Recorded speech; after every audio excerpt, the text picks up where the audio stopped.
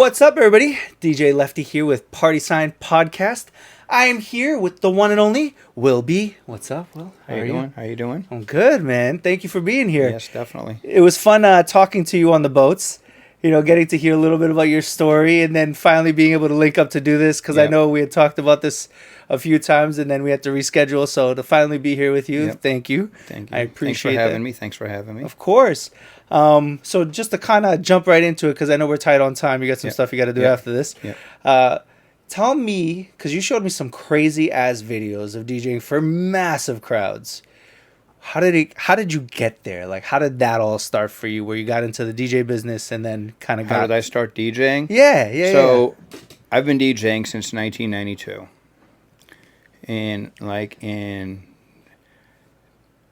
July, August of 1992, I went into a club and I heard a DJ play Take Everybody Dance Now by CNC Music Factory. And literally just take two copies of the same record and make a totally different song. And I said to him, I want to learn how to do that. He goes, all right, I'll teach you, but go out and get two Technics 1200 turntables. Back then, I didn't have that kind of money. Right, So here I am struggling, trying to figure out a way to get some turntables, and someone came up with the bright idea of going out and getting a Circuit City credit card. So, all right. So I got a Circuit City credit card with a $500 limit on it. So I went and I bought my first turntable, which came to like $425 after taxes. This is down in Virginia Beach, by the way. And the club I went to was Middy's nightclub, and the guy I saw DJing was DJ Ross Wilson or DJ Wild Cherry, as he played on 103 Jams down in the Norfolk, Virginia area. So I went and I got this first one, and then I paid it down enough over a month, and then I went and got the second one. So you go one deck at a time. I got one deck at a time. One deck at a time. One September. I'll still have the receipts on my phone. One was September 17th, and the other one was October the 15th. Okay. And I got my second turntable, and he was working in a record store. And when I picked it up, I drove straight there from Circuit City, and I opened up the back of my trunk. I said, I got my second turntable. I said, I'm ready to learn. Well, actually, in the middle of all that, I said, well, what about Gemini turntables? You go buy Gemini turntables, don't ever talk to me. I was like, but he was testing me to see if I was serious about it, I believe, and if he was going to waste his time. And so, I got the turntables, and he gave me two copies of Temptation by Karina, old freestyle song. He goes, go home, mix these together, make a cassette tape for me, I want to hear it. And then that's how it progressed. And then I was doing lights for him. I studied him, just immensely studied him, because, he was probably the best DJ I had ever seen, and everybody around down there, even the seasoned DJs, saying he was the best DJ down there. He was doing crazy stuff on a knob mixer. And so I was learning from what I assumed and what everybody else thought was the best. And he taught me the right way. And he laid the groundwork perfect for me. And it has launched a career that I wish everybody could have. I have played in arenas. I have played in front of over 20,000 people more than 10 times in my career. And I have played in some of the biggest clubs. I have opened for some of the biggest DJs in the world. And it has taken me, I'm sort of emotional right now because he's no longer with us anymore. And I still remember the day that he passed away. I just laid on my bed and I cried because he gave me a gift of something. He took the time and he taught me, gave me a gift of something that I have taken, and I have been able to not only make an amazing career out of, but I've also been able to open doors for other people, as well as like my daughter being able to go to concerts. With the connections I've made, she's been able to meet a lot of artists and stuff like that. So it was that's how I got started. And I started in 1992, and by 1995 I was playing on a radio down there, and I was playing on the three biggest clubs. And back then you had to buy all your records. Right. And they were Right. $6.99 a piece, and it was crazy. It was crazy because I spent probably 10,000 hours practicing mixing before I had my first DJ gig. Wow. And I prided myself on the transitions because he was so good at it. So, my mic game wasn't that great. The first club I ever worked at was crazy because I was doing lights and he was working, and the guy taught me, and he calls me over. He goes, "I have a toothache. I'm going home. Finish the night." And it was a 3-level club, 1,200 people, and here I am for the first time in my life mixing live in front of people, and I was able to do it, and I pulled it off. And the guy who was the sound engineer said, "You did an amazing job until you picked up the microphone." And I was like, but yeah, it's been an amazing ride. I've learned a lot. I've met a lot of amazing people.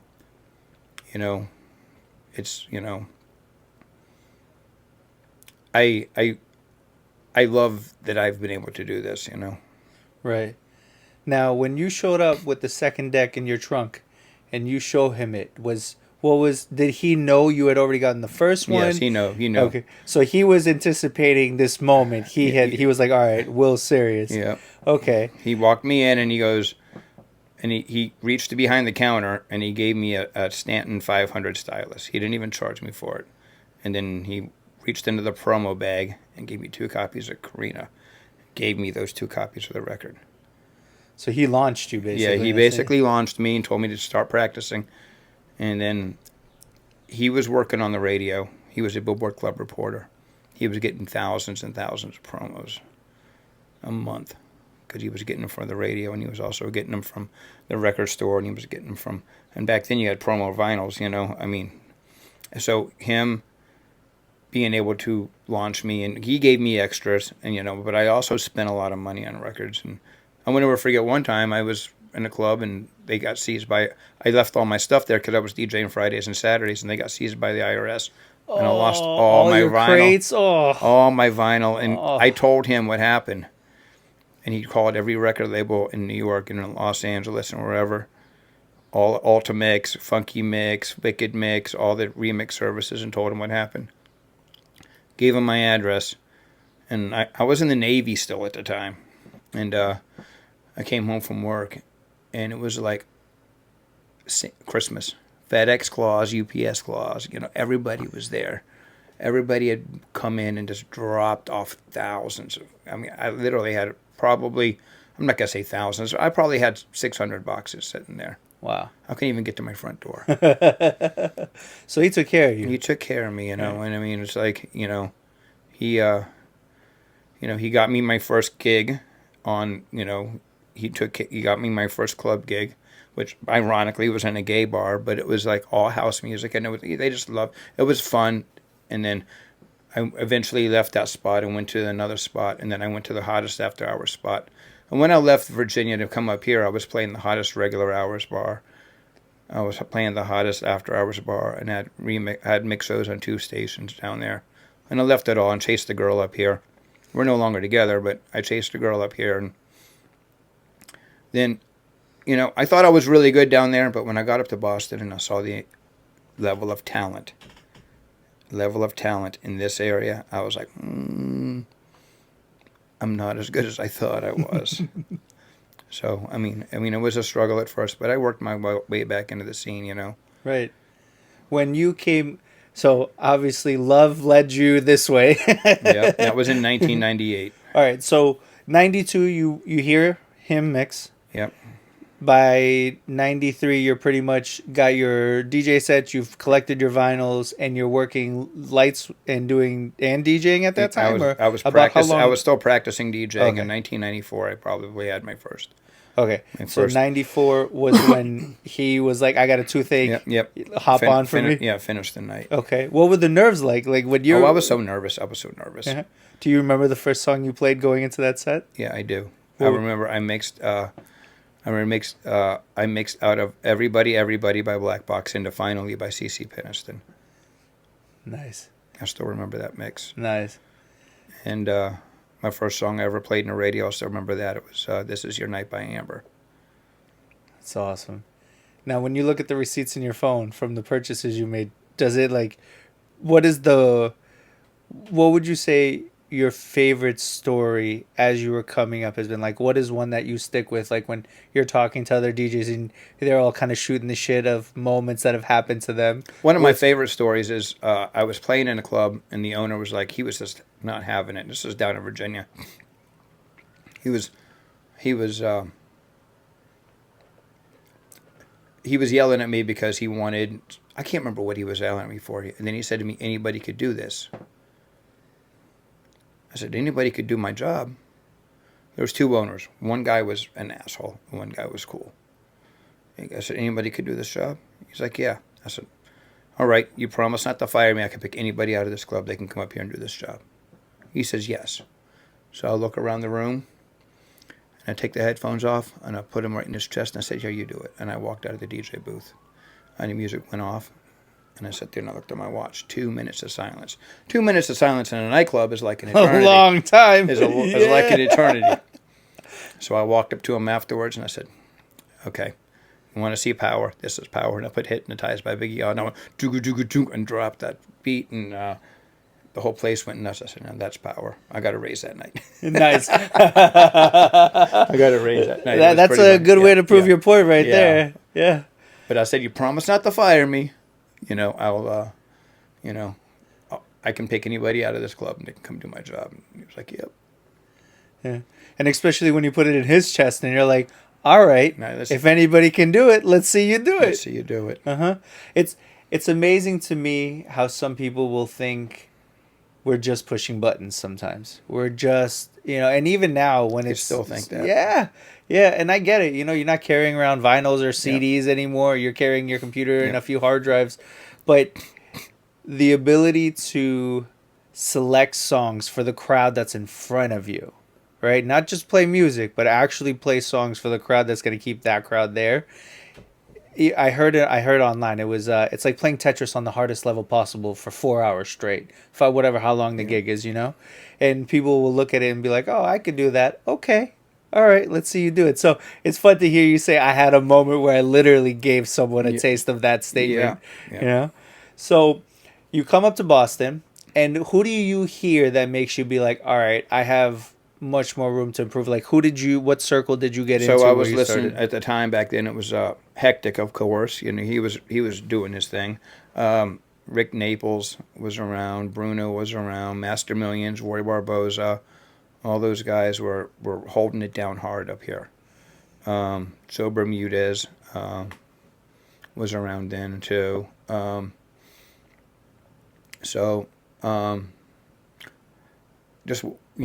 went out and heard some of these guys. And then you also had like Manny Manolo.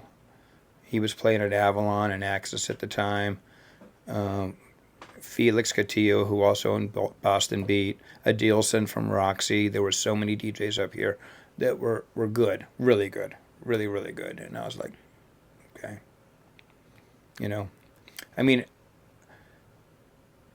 I knew I could hang with them, but when you first get in, whenever you leave a market and come to a new market, I don't care how good you are, you're starting at the bottom. Oh, yeah. Mm-hmm. You are starting at the bottom. You have to prove yourself to the established people that are there and not step on toes doing it. That's the hardest part. Yes. Because you don't want to go in and like have a good night and then have them fire the DJ that's been there to take you in, and then you're like, oh, this guy was my friend. What the hell, Mm-hmm. And I've had instances like that where like, oh, we're gonna bring you in, and we want to get rid of him, and I'm like, no. I said, this is my friend. I'm not gonna do that. If you want to do something like that, you need to get rid of DJ X first, and wait a while before you call me. Don't do it the week after, because then it looks really bad. Right. Even if I tell him it's not, and you tell him it's not, it does not look good. Right. And, and I've had people come up to me and they'd be like, even still, and like, oh no, If you want to book me, you need to go through DJ X because he's the guy that put me here. He's the guy that books the DJs. I'm not taking his gig. I'm not taking his. Nope, I'm not doing that. You want me? Just tell him to book me here more. That's, because this whole business is built off relationships. Right. And and word gets around. You start destroying relationships. Guess what? You lose everything. I know a DJ up in Manchester that has destroyed relationships, and every time he has an issue with a club, he decided to take it on social media, and as he did that, so went his DJ career. Yeah. You can't trash venues. Don't trash venues. I actually went online and I trashed a venue once, and it was, they didn't pay me right. I'm not going to say who it is. You might know who it is, but I'm not going to say who it was. But they didn't pay me what we agreed to, and this was in August. So on January the 1st, I put a post on Instagram, and I tagged as many people as I could, and I put a post on Facebook, and I tagged as many people as I could in it. I've been there, so I know. I get it. And it was so funny because somebody actually made a meme and put it on Facebook. Mark Safeham DJ Will B's post today.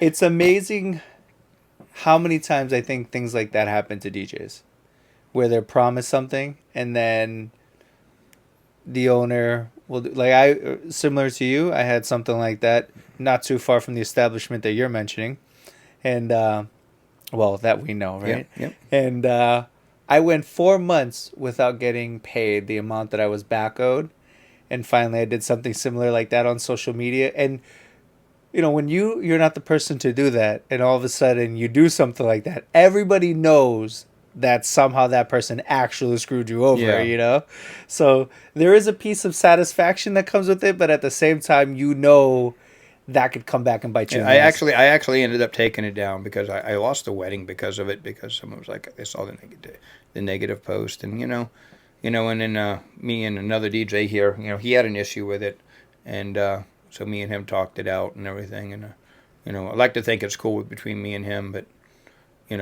I'm cool with him. I don't have any problems with him, if he does, and Hey, if we messed with the club's money, they would be acting the same way, but they can mess with us, my ultimate revenge could have been, I could have said, gotten in there on a Friday or Saturday night, got booked. No, call him 5 minutes before, say, yeah, remember the money you owed me? Well, guess what? Now you're taking a big L. Right. Yeah, I mean, now you're going to take the big L because I'm not coming. Right. Unless you're going to pay me tonight before I get on the text. So, I would have just, and it wasn't really the money part of it. It was the principal part of it. And at that time, there was so many DJs that were private messaging me, DMing me, saying, yeah, he did it to me. Yeah. So it's amazing. Usually that one person who did it to us has probably done it to several people before us. Yeah. I just keep it moving, keep it going forward. I don't, you can't let, if whenever you got knocked down as a DJ, you stayed down and didn't pick yourself up, dust yourself off, and keep going forward, you're never going to make it in this industry. It's hard. This is a hard industry. It's really hard. Because, you spend so much time trying to get into venue X, for example, and, then they hired a DJ next to you, And, you want to hate the guy next to you for taking the job that you've been trying to get. But, you want, your mindset at that time is like, oh, this dude. But you need the proper mindset would be now. And I tell this to DJs all the time. I've said, I've been talking in front of DJs, and I said, who here has ever been trying to get a DJ gig? And then DJ X gets it. And you've been just mad at him. And I raised my hand. I said, everybody, raise your hand. Everybody's been like that. Every single person. Right. I said, the mindset you need to take now is, ask this guy who we talked to get into that room. And then you have him introduce you. Because if you think you're that much of a better DJ than he is, when you get your opportunity, it'll show through. Right. Okay? Right. It'll prove its point. You know, connections have gotten me into I've never got a gig off my talent. It's always been through a connection. Talent's kept you there. Right. But I've never got a gig straight from my talent.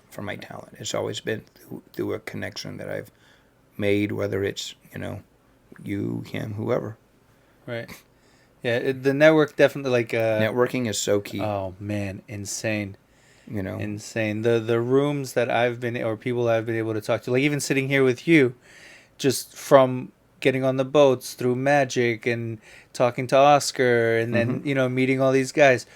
I didn't think anything. When I first met you, it was that DJ meetup. The DJ meetup, and we talked maybe for like 5-10 minutes, and I was like, it was cool to talk to him, but like everybody fucking knew you. So it was like you were talking to everybody. Yeah. I got my 5 minutes and I was like, all right, maybe that's it. That's the last time I talked to him. And, you know, then we, through Oscar and through everybody, you realize you can get in with a good group. And as long as you treat that network well, the doors that will open for you are insane. You know? And I always say this too, to you, especially the younger DJs, your social media game could be 1,000,000% perfect. But if you don't go out and put, you know, hand to hand, face to face, you know, I tell people that out of sight, out of mind. Okay? When I have a night off, or when I get off of that boat at 10 o'clock, I'm going out to clubs and I'm networking. You know? People are like, oh, why are you going to clubs? Why are you going to bars? Networking. You know? Go show support to RDV. Go show support to Schoolyard. Walk up, just shake hands, say, hey, what's up? How's it going? They appreciate you coming through to say hi. You know? Go over and see, you know, Oscar at Fabrica or whatever, you know, just, you know, a lot of times, you know, if you go talk to the people at the door, they'll be really cool, you know, I mean, especially when you know, and they'll, you know, you just walk up and shake their hand, say, hey, what's up, how's it going? 5 minutes, 10 minutes, and they just come and say, what's up? Show some support.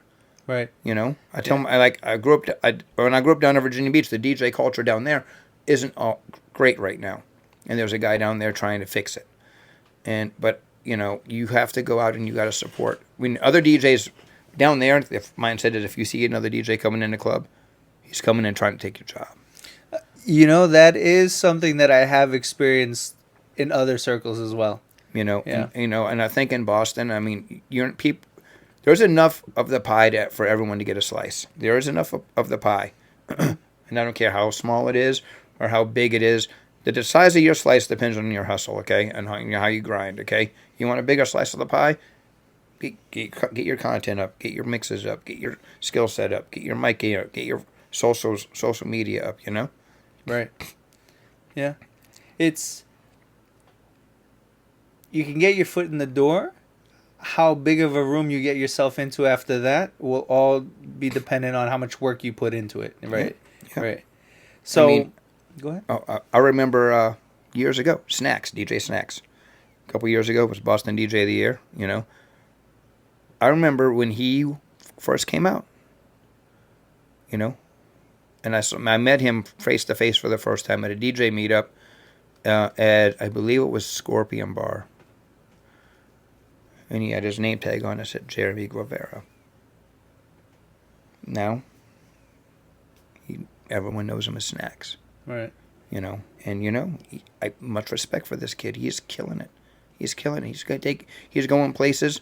There's about 5 DJs in this area that are just, you know, if it would be an injustice to them to stop doing what they're doing to, you know, to their DJ career and to the people that get to hear them play, and, you know,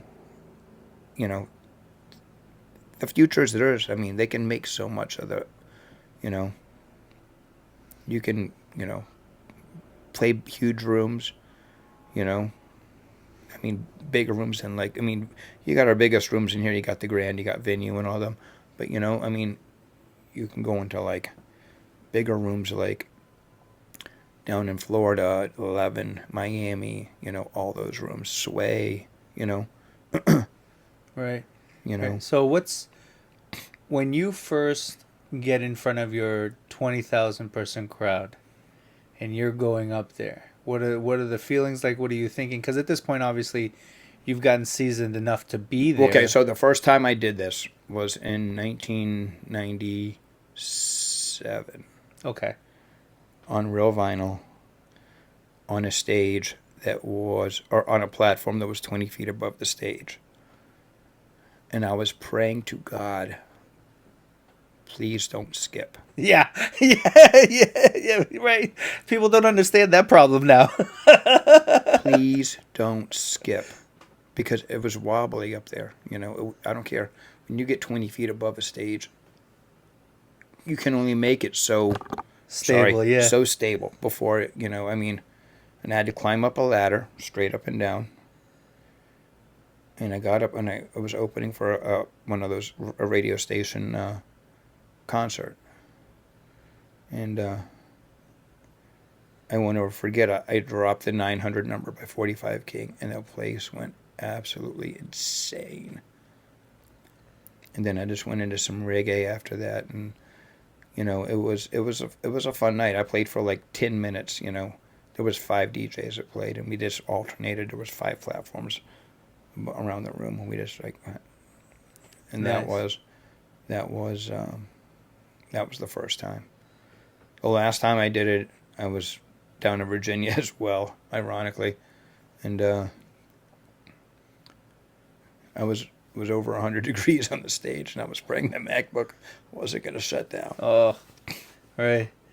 Yeah, you don't think about heat until all of a sudden the monitor went out. The monitor went out. Oh. The monitor overheated, and they had to switch out the monitor for me. It was crazy because there's so much of a delay when the music goes to the back of the arena and has to come back. So I was mixing totally off of waveforms. Oh yeah. Yeah, you're watching the screen trying to make sure it's all lined up properly. Yep. Yeah. Yeah. But it was fun. It was,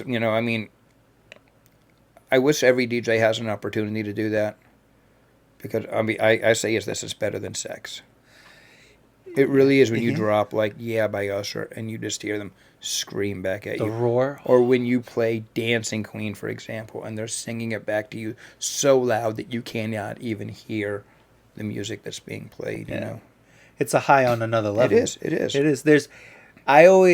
For me, I don't know if you ever have this, but my saddest moment as a DJ is when the room clears and you're there by yourself after rocking a crowd. Yeah. And then you're getting in your car and you're just thinking about the moment and how amazing it was. That down afterwards, after being so here for several hours, that's probably the saddest moment for me. So like, at this moment in my life, I actually appreciate that moment. Okay. I've been there, so I like I've come off of the stage and been so hyped, and I've just been like, all right, I need to calm down. I just need to Right. Oh, I'm still, you've got what you've done in years. I'm still nowhere near. So I ride that high all the way to the end if I can. Yeah. I mean, it's like I just played like last week, a couple weeks ago down in Virginia, and I played this place called Chick's Oyster Bar. And shout out to DJ Joe Fu down there for giving me the opportunity to play there, and my buddy DJ Energy actually let me use all the sound equipment and everything. So I got to give them those two massive shout outs.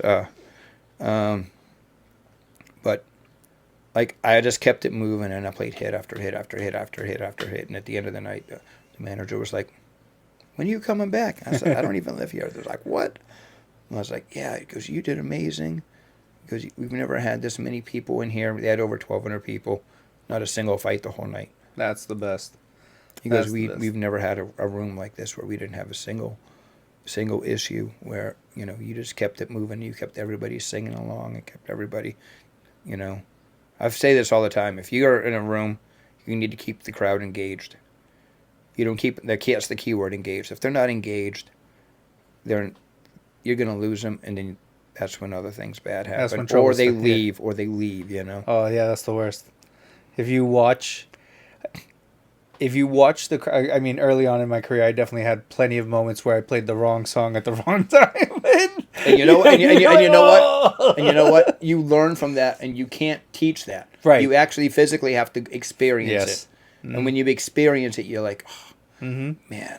I mean, the worst thing for me is like seeing a group of like 6 or 7 hot girls leave, because, pretty girls breed pretty girls. Yes. Okay, and the more pretty girls you can get in there, more pretty girls will come and stay. And then that also brings the guys. Right. And then the guys come and spend the money. It's a science to this. Yes. Yes. It really is. That was the first thing I was taught was when you play for a room, always play for the girls. Do I not, yeah. I call it playing sexy. Yeah. Playing sexy. Yeah, play for the girls because if the girls stick around, the guys are going to show up and they're going to spend the money on the girls, and that's what the bar is looking for. Yep. If you want another day at this 1,000,000%. gig, like that's how you play it. 1,000,000%. So there's been moments where I'm like, okay, I'm going to play one for the fellas right now. I'm going to mix it in real quick. And like you just watch the girls leave the dance floor and like I will never do that again. Like just I mean, after a while you figure out shout out to Mark Cutts. He made an edit of Mo Bamba and Looking for These Hoes. Where it's so you play Mo Bamba and then you have the guys engaged and it just flips right into Looking for These Hoes by Looking for My Hose by Sexy Red, and that gets the girls right back, Yeah. It's once you realize how to sandwich music to keep everybody there, it's rewarding. But until you get there, and learning where to put filler songs, and because sometimes you need some filler songs to get through the night. You can't play straight hits for 4 straight hours. You're gonna run out. Right. I mean, so. Here's my question to you, because I learned to DJ in New York, and out there, the way I was taught was you're not really running a song longer than like a minute, maybe minute Hooks and a half. only. Play the hooks. And if they know the verse. If they don't know the verse, you playing that hook and get the hell out of there. Get out. So I remember the first gig I did at a wedding here, the guy, amazing guy, was one of the first guys to put me on in terms of like doing private events around here. And he's like, all right, man, you're going to play next. So I had prepped like 50 songs because I'm like, these 50 songs are going to last me. Yeah. And he looks at me and he goes, are you going to play the whole night, bro? What are you doing? And I didn't understand that there's DJs who, like, if you're going to play with them, don't, you're early in my career. So I'm trying to be like, let me show you what I can do. Yeah. And then you have to realize like, oh, you're not the main attraction, bro. Like you can play some of the hits, but you can't burn them all because this guy's going to hop back on and it's really his event. It's the same as an opener sometimes. Openers need to learn, it's a teamwork kind of thing. And, I always tell openers this. If you're going to play, if you're headlining, would you want to be able to use that song? Right. Right. And if that answer is yes, or you have to think about it, pick a different song. All right. I always, if I'm opening, I'm always like, I'm playing the hits from 3 years and older. Anything that's... I mean, and even that right now, you would probably need to go further back. Because maybe even 5, Because right now, I mean, there's not a lot of good hits out. Everything has a 3-week shelf life right now. Right. There's very few, I mean... The Drakes of the world, those will usually carry. You got Drake, Taylor Swift, Bruno Mars, and maybe Ed Sheeran. Right. After those got 4, maybe Beyonce. But Beyonce was more, I think, of last generation because the recent stuff she's put out now isn't more country. It's not playable, and Right. It's like if I'm going to play a Beyonce song, I'm probably going to grab Crazy in Love. Right. Okay. Right. Single Ladies, something like that. Single Ladies. Yeah. I'm not gonna be grabbing.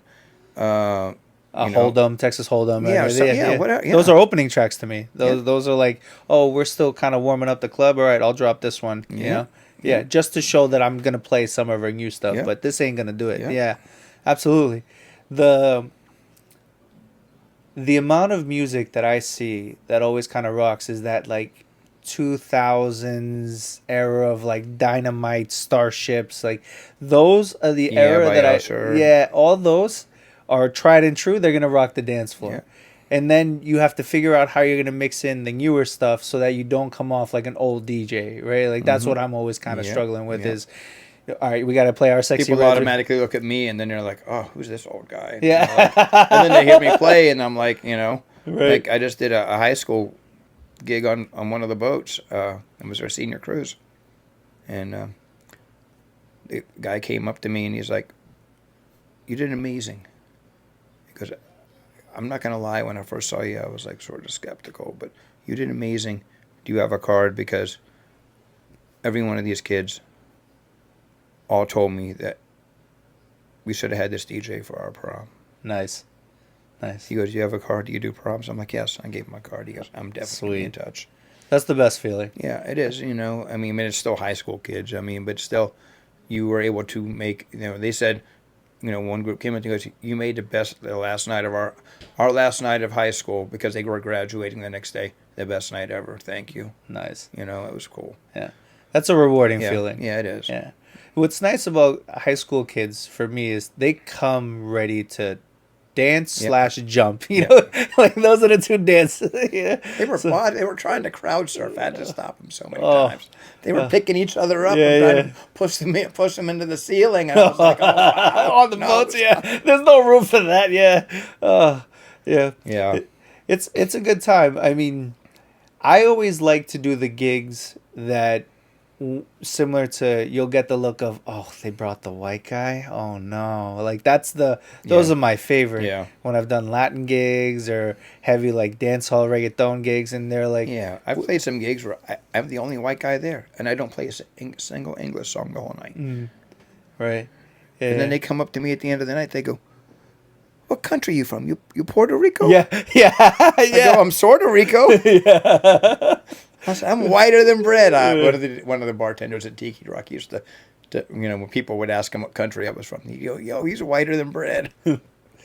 Yeah.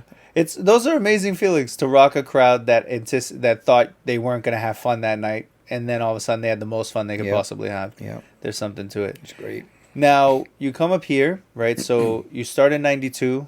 You take several years. You spend 10,000 hours to get to the point where you can mix. You get your first gig all on a chance. Then you start to build yourself. You get to do a bunch of radio stuff. You get to network well. Then you come up here.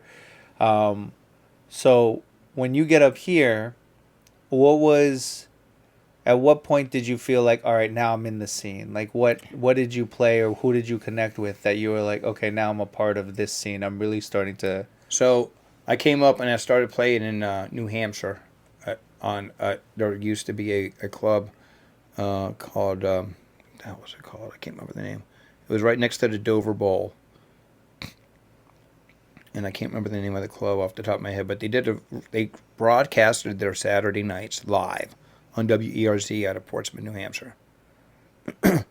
So I came in on a Friday night and I played. I got an opportunity and I played.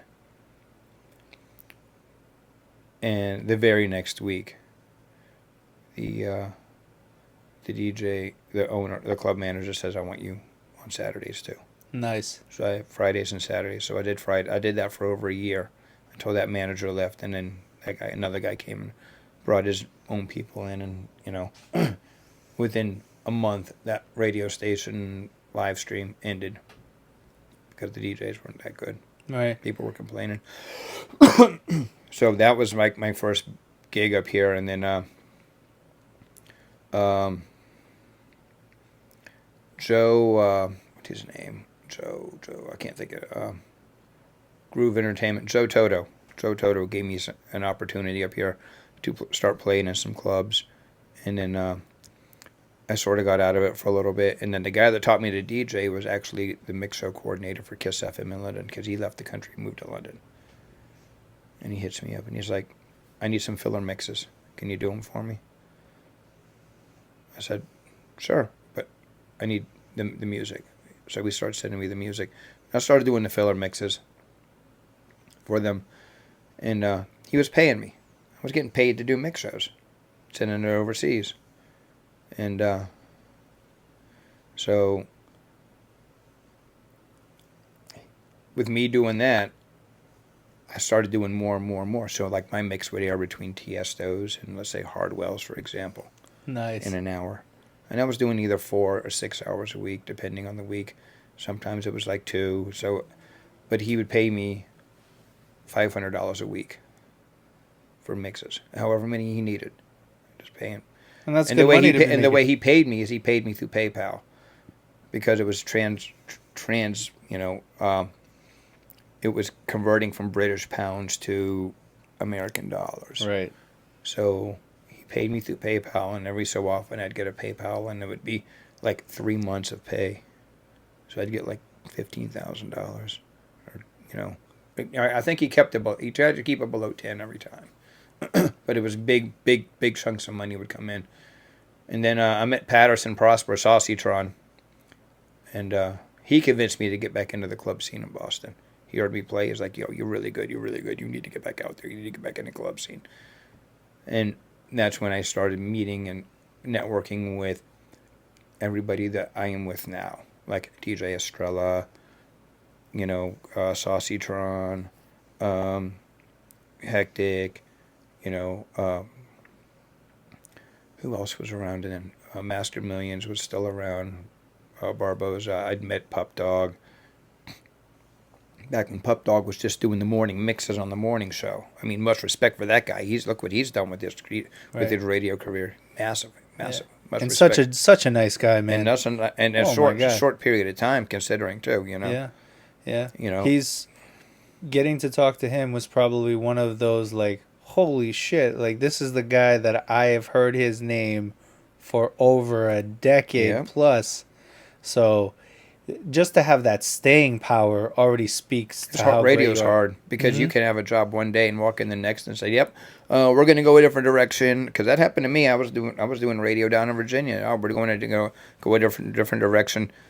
Your key card's going to work till the end of the day. Have all your shit out by the end of the day. Like, jeez. And you got your on-air people. You have your sales. Whatever. Everybody has to have all their offices emptied out by the end of the day because they decided that they're going to go from dance to country or something that doesn't translate to your skill set, Right. Right. No, it's definitely a grind to be on air for that long, for sure. For sure. Now, being around all these DJs, what would you say some of the best advice they've given you has been as you've come up? Whether it's a mixing style or just general life advice or anything in general, what would you say some good advice you've gotten from fellow DJs has been?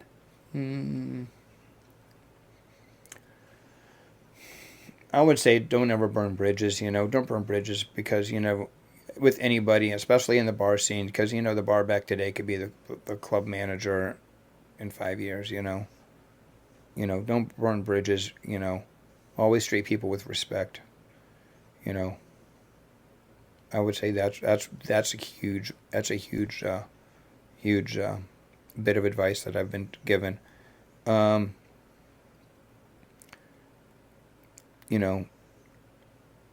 Treat other people like you want to be treated. That's another one. Those are life advice kind of things, Right. Well, we're getting here close to wrapping up because I know you got your phone call that you got to get on after this. So I got 2 questions for you, and then we'll kind of close it up. But these are my 2 favorite questions that I like to ask at the end. And I'll ask the first one, and it might even be the same answer for the second one. But I'm always curious to see what people say. So if future you came back to give advice to you right now for what's going on in your life, DJ-wise, personal, whatever it may be, what advice do you think he would give you? Be smarter with my money. When I was younger, I was making crazy money DJing. Crazy money. And I was blowing it. And I always assumed that money was going to be there. And just because it's there today does not mean it's going to be there tomorrow. And people saw that with COVID. DJ careers stopped overnight. And there were so many people that had nothing to fall back on. I have a day job, fortunately, so I didn't feel that kind of pain that a lot of other DJs felt. But yeah, I would have been smarter with my money, and I would have invested it more so that way I could have set myself up for future, for life when I could, make better business decisions as far as the money side of it, the business side of the DJing thing. Because you know what? Everyone wants to be under the lights and in front of the crowd. It's all about what goes on behind, when the lights are off, Right. And a lot of people, they don't see that. Right. It's that network building, that constant grind. Network building, I tell the younger DJs, I'm like, if you want to do this as a full-time job, at a minimum, you need to make $4,000 a week. They're like, what? I'm like, yeah, because you know what? You need to put X amount of money away for taxes, X amount of money for insurance, for medical insurance, X amount of money away for retirement, X amount of money to pay yourself, X amount of money to still be able to spend money on your business. you know, and they're like, oh, that's a lot of money. There's no way I could do that. Then guess what? You can't quit your day job yet. Kalika Moquin from Blackout Entertainment, I believe she was Blackout. I remember her saying on Club Killers podcast, don't ever quit your day job. Right. Don't ever quit your day job. Sure. Now, the last question I got for you, and then we'll wrap it up, is if you could only take, you've learned all these lessons in your years of being a DJ and getting to this point. If you could only take one lesson with you out of all the lessons you've learned, rewind the clock, go very back to the beginning of 1992, where it all began, and you only had this one lesson to get back to this point, and you forget everything else. I don't even know, because there's been so many. I've learned so much stuff, and I still use it all to this day. Sometimes I use it, and I don't even think about that I'm using it. But one thing, if you're serious about it, don't quit. Don't quit, okay? You're going to get knocked down. You're going to get knocked down. For every yes I've gotten, there's 100 no's behind it, okay? Go ask. Ask for what you want. Because if you don't, nobody's going to know you want it. And if you don't ask, the answer is always going to be no. But if you ask and they say no, then say, okay, well, what do I need to do to improve? So you could say yes. You know? Don't quit. There's a couple of DJs, Matt Young. I told Matt Young, I heard him play the first time a couple years ago at Stats. And I told him this. I said, whatever you do, I said, don't quit. I said, you got it. I said, you're really good. I said, don't quit. You're going to be told no. You're going to fall down. Pick yourself up, dust yourself off, and keep moving, dude. Do not quit. And shout out to this kid. He's moving down to Florida at the end of the year, in October, I think. You know, and I wish him nothing but the best.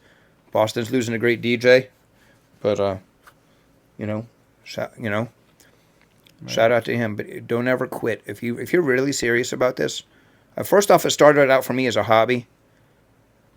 Then it became a passion. And then it became a lifestyle. But it's always been a passion of mine. And people say, what do you love most about DJing? I'm going to ask you, what do you love most about DJing? I honestly, when it comes to DJing, I think there's something that feels unique to me in the ability to connect with the crowd. There's that feeling of like, wow, we're one right now. Everybody's enjoying this one song, having this moment with me, and I'm controlling it all. And can I keep this going? How long can I keep this going? It's that feeling of, I could lose this, but if I do it right, I could keep it just a little longer, and everybody forgets about what's going on in their life just for the time they hear. Me, it's just one word: music. Love the music. Love the music. Yeah. Without the music, my job ends. Yeah. Right. Right. Without the music, my job ends. And shout out to all those remixers and stuff that make it easier for us to do our job. The list isn't endless, but shout out to those people. Shout out to those radio programmers that get this music out in front of people. Shout out to the TikTok creators that get the music out there, even though we hate some of that music. Shout out to them. Right. I mean, there's so much, there's so many people that keep this wheel that we are in the middle of rolling that you don't ever think about from time to time. It's like there's just so much that we can, that there's so much that goes into our job that we never think about. Mm-hmm. All right, DJ Willie B. So before we wrap it up here, how do people follow you? What's social media handles? What you got going on? Like, what do you want people to check out when it comes to you? I'm on Instagram at IamDJWillB. My TikTok is IamDJWillB as well. And my Facebook is DJ Willby for the fan page. So nice. I like it. All right, so we will let you go because I know you got a client you got to get to after this. So got a wedding. Thank you, bro. I appreciate this. Yep, thank you. Thank you. And we'll have to do it again when we got a little bit more time. Yes, definitely. I'd love to hear more stories about the beginning, you know, how it happened after the relationship, all that stuff. I could tell you, I could tell you all kinds of stories. There's a lot more stuff we can go into. Yeah, we'll definitely have to do this again. Yes, definitely. Right. Thank you. All right, everybody. We'll talk later. Peace.